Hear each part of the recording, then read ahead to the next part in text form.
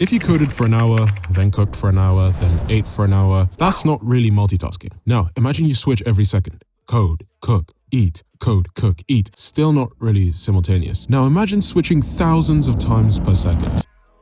That feels like multitasking, but it kinda isn't. Computers don't actually do many things at once. They just switch tasks so fast we don't even notice. And today I'll show you how they fake it until they don't. In your CPU, one instruction runs at a time.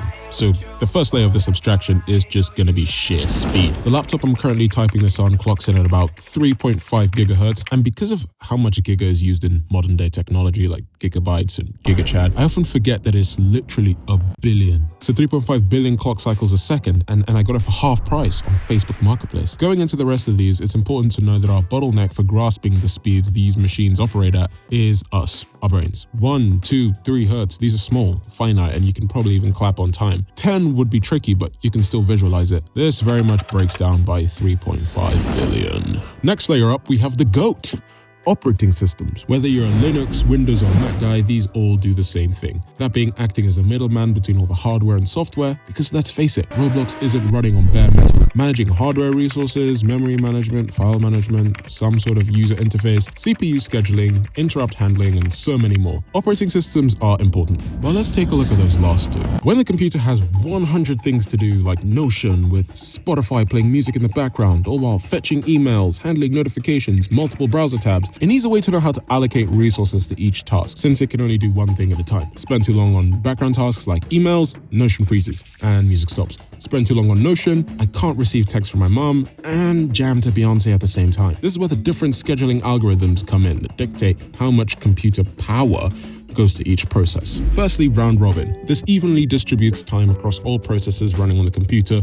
Your Spotify gets a fraction of a second, then emails, then Notion, then Safari, yada yada. This is a nice and predictable system as every process gets the same time, but if a lot of processes are running, you might have to wait a while for it to get back to what you're currently doing, which might take a few iterations and might make it seem laggy. Secondly, we have first come, first serve, pretty straightforward. As the processes come in, they're handled before going on to the next to completion. This leads to pretty bad performance as higher priority instructions have to sit back and chill till whatever the CPU is doing is complete. Imagine you move your mouse and nothing happens till this YouTube video finishes.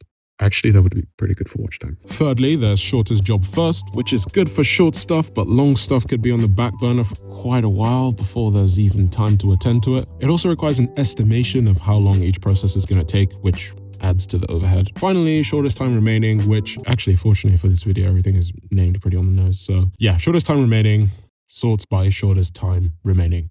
As with all things computer science, there's way more of these, but it'll take ages to talk about everything.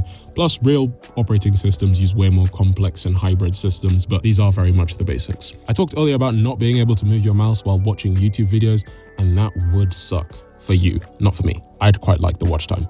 So hardware can send an interrupt signal to the CPU, forcing it to pause what it's doing and handle something much more urgent. When I move my mouse or type, that has priority over the YouTube video, and combined with all the different scheduling algorithms and breakneck speeds, it's a pretty smooth experience. This is all handled by the interrupt service routine, which pauses the currently running program to handle whatever interrupt request was made before going back to normal execution. In the FDE cycle, if the CPU finished one instruction completely before starting the next, parts of it would sit idle during each stage. When fetching, the execution registers would just be chilling, waiting for an instruction to come by. However, at the scale of 3.5 billion a second, we can't afford even a second of chilling. So, instead of that, when the fetchers are fetching, the decoders decode and the executors execute. Kind of like an assembly line where everyone is doing something, no matter how far back or forward we are in the process. I went into more detail about this and the entire FDE cycle, including some of its drawbacks in this video. This is the first time the illusion of multitasking seems to drop. That's because things are actually happening simultaneously. If you had a quad-core CPU, for example, that's 4 baby CPUs, each with their own components in a mega chip. Each one runs its own FDE cycles at the same time. So while one core is running your YouTube video, core 2 might be handling Spotify. Core 3, dealing with background updates. Core 4, downloading a video, something, I don't know. Even now, inside each core, only one instruction is being executed at a time. Using all of the techniques we've talked about, we've just multiplied it by 4. So is multitasking ever real? Well, maybe the real multitasking was the friends we made along the way. On a real note, whether it is an illusion or not doesn't really matter. All of this is happening billions of times a second anyways, far beyond what your brain can track, so it feels instant, and most importantly, it just works. That's what matters. Anyways, thanks for watching. Bye!